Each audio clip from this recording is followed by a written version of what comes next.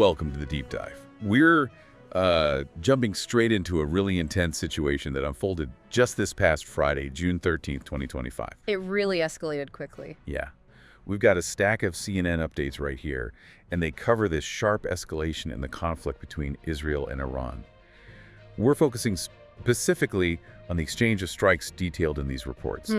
So our mission in this deep dive is, well, to go through these sources together. We'll pull out the most important pieces, try to understand what the reports say happened, what key perspectives were presented. And the reported impacts, too. Exactly. We want to help you quickly cut through the complexity and, grasp the core of this story based purely on what these sources shared. Right. And this deep dive is really about synthesizing all those different reports and official statements that are in the sources, trying to build a clearer picture of the sequence, the significance of the events they describe. We're focusing totally on what the sources report occurred and what different parties claimed or stated afterwards. Okay, let's unpack this. So the immediate scene, according to these CNN updates, it's pretty dramatic. It opens with reports of more explosions being heard Friday night, June 13th. In both Tehran and Tel Aviv? Yes. Yeah. And the sources frame this as a clear escalation. It follows what they described as Israel's unprecedented attack earlier that same day. An attack that, according to those reports, targeted Iranian nuclear and military sites. And reportedly killed some of Iran's most senior leaders. That's a major point in the sources. And the reaction, again, as reported by the sources, it was swift and defiant. Iran reportedly vowed a crushing response. A vow that Prime Minister Benjamin Netanyahu, the updates say, met with his own statement. Pretty blunt. More is on the way. And there's a particularly striking detail CNN reported from a senior Iranian official. What was that? This official apparently told the network that Tehran planned to target the regional bases of any country that tried to defend Israel against its operations. Wow. Okay, and that connects directly back to earlier reports we saw in these same sources, right? Exactly. Those reports noted the U.S. military and other countries in the region had actually helped Israel intercept previous Iranian missile launches.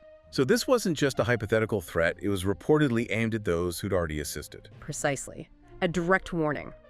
So the sources then start detailing what they reported as Iran's actions after that initial Israeli strike and these threats. Okay, so Iran's reported actions, dozens of missiles launched toward Israel.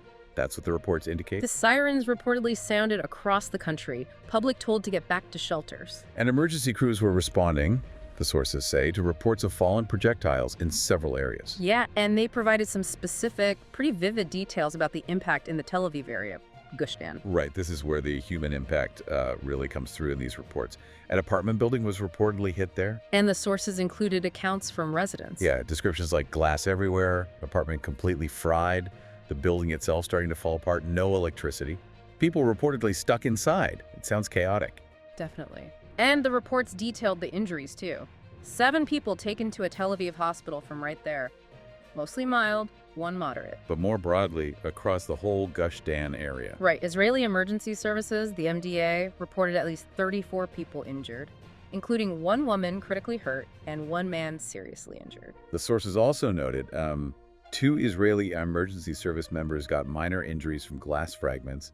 Their mobile intensive care unit was hit by shrapnel in the Tel Aviv area. So danger even for the responders? Seems so. Now, according to the CNN updates, Israelis were later permitted to leave the shelters after that first wave of reported Iranian attacks. But it wasn't over. No, the reports didn't end there. Minutes after another warning about incoming missiles, loud explosions were reportedly heard again. Tel Aviv and Jerusalem. And then reports of a new wave of incoming missiles. Yeah, sirens again. People told back to shelters. A second round, apparently. Okay, so while all that was happening, these sources also detailed Israel's reported actions from earlier that day, the initial attack. Right. The Israeli military reportedly stated it had struck 2 Iranian Air Force bases used for missile and drone operations. They named them Hamadan Air Base in western Iran and Tabriz Air Base in the northwest. And the IDF reportedly claimed it had dismantled the Tabriz Air Base, described it as a surface-to-surface missile launch site. The sources also included the IDF's claim that it struck and dismantled dozens of Iran's UAVs, drones, and surface-to-surface missile launchers in that same attack. Okay, now, here's where the details from these reports get, well, really significant. especially thinking about longer-term implications. You mean the IAEA report? Exactly. The sources included crucial information from the International Atomic Energy Agency chief, Rafael Grossi. He spoke at a UN Security Council meeting. And what did the report say he stated? Reports quoted Grossi, stating that Israel's strikes had destroyed the above-ground pilot fuel enrichment plant at Iran's Natanz nuclear facility. Destroyed it. Wow. And the enrichment level? The sources highlighted this. That specific part of the plant produced uranium enriched up to 60%. Which is, significantly closer to weapons grade than what's needed for civilian power, a key detail. Absolutely. Grossi was also reported as saying the strikes destroyed electricity infrastructure, backup generators at Natanz. And he noted potential damage to the centrifuges just from the power loss. Yeah. He also reportedly mentioned radiological and chemical contamination inside the facility. But manageable, he said. He reportedly stated it could be managed, yes. And crucially, normal radioactivity levels were reported outside the facility. Okay. Did the sources mention other sites? They did. Iranian authorities apparently told the IAEA about attacks at Fordo and Isfahan nuclear facilities too. But Grossi didn't have enough info on those. Right. He stated the IAEA lacked enough information on military activity there at that time, but he did express readiness, as reported, to travel and assess the situation himself. Okay. So, significant reported impact on a nuclear facility. Right. What about casualties from the Israeli strikes, according to Iran? The sources presented Iran's claims on that, as stated by their UN envoy, Amir Saeed Iravani, at that same UN meeting. And the figures Iran claimed? According to these reports, Iran claimed at least 78 people were killed in Israel strikes, stating this included senior military officials. 78 killed and injured. Iran also claimed, via Iravani, more than 320 people injured, most of them civilians, according to his statement reported in the sources. Okay, so vastly different narratives emerging at the UN Security Council. Let's get into the political reactions reported there. Israel's side first. Right. Israel's UN ambassador, Danny Danon. He reportedly called Israel's attack an act of national preservation. Preservation. Yeah. He stated they undertook it alone because, this is his reported phrasing, they were left no other option. Did he offer justification? He did. Ambassador Danon's reported justification included a claim about uncovering intelligence. This was detailed in the sources. Intelligence revealing a plan, he said, for a future assault by Iran, Hezbollah, and Hamas. A future assault plan? He reportedly described this alleged plan as far more sophisticated than October 7th and claimed it was operational and nearing execution. He stated Israel acted, quote, to ensure our people's life. That was the reported justification. Okay. Now, Iran's perspective at that meeting, presented by their envoy Iravani, very different, I assume? Very different, yes, as reported in the sources. He reportedly stated the U.S. is complicit in aiding and enabling Israel's attacks. Strong words. Complicit, did he elaborate? He made a specific, very striking claim, reported directly. Our people lost their lives as a result of the Israeli attacks with American weapons.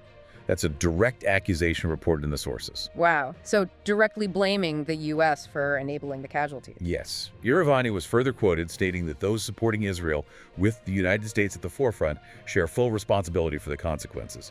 And he accused the U.S. of supplying the weapons reportedly used by Israel. So direct accusations flying at the UN. What about reactions from, say, the U.S. leadership reported in these sources? The CNN reports included a statement from President Donald Trump. He reportedly told CNN, the U.S., of course, supports Israel's actions. Of course. Yeah. And Trump was also quoted warning Iran. He reportedly told them to agree to a nuclear deal before there is nothing left. A stark warning there, too. Okay, beyond the core strikes and the high-level political back and forth, were there other details in the sources from that day? A few other notable things, yeah. There was a fire reported at Tehran's Mehrabad International Airport. The cause was unknown at the time of the reports. Okay. And several explosions were also reported in Tehran itself. Again, cause unknown according to these updates. And the Israeli leadership. The updates noted Prime Minister Netanyahu and Defense Minister Katz were reportedly in a bunker, assessing the situation with other ministers and defense heads. Right in the thick of it. Seems like it. And the reports really brought the situation on the ground to life with reporting from CNN's Jerusalem bureau chief. Reporting from the ground. Yeah, including seeing an interceptor launch and actually reporting from inside a bomb shelter gives you a real sense of it. Definitely adds context. Anything else? Just one more thing highlighted in a report from CNN's Caitlin Collins within these updates. It touched on the potential U.S.-Iran nuclear deal. Ah, right. What about it? just that there was new uncertainty surrounding it following this major escalation. Understandable, I suppose. Makes sense. Okay, so what does all this reported information tell us when we pull it together?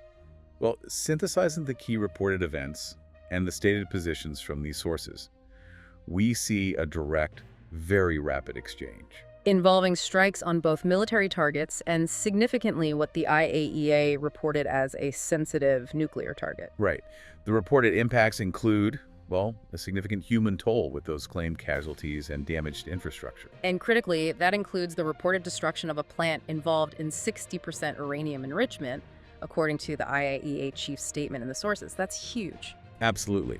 And then you have these vastly different stated justifications and very serious accusations being thrown around at the highest international levels, like the UN Security Council. By the involved parties and their representatives, yeah. And it's crucial for you listening to remember, throughout all this, we are just reporting what the sources say these parties claimed or stated. We're presenting their reported perspectives. Without taking sides on the politics or the claims themselves, just laying out what's in the reports. It's clear from these reports, though, this wasn't just some, limited military back and forth. No, definitely not. These reports really highlight the multiple interconnected dimensions of this conflict.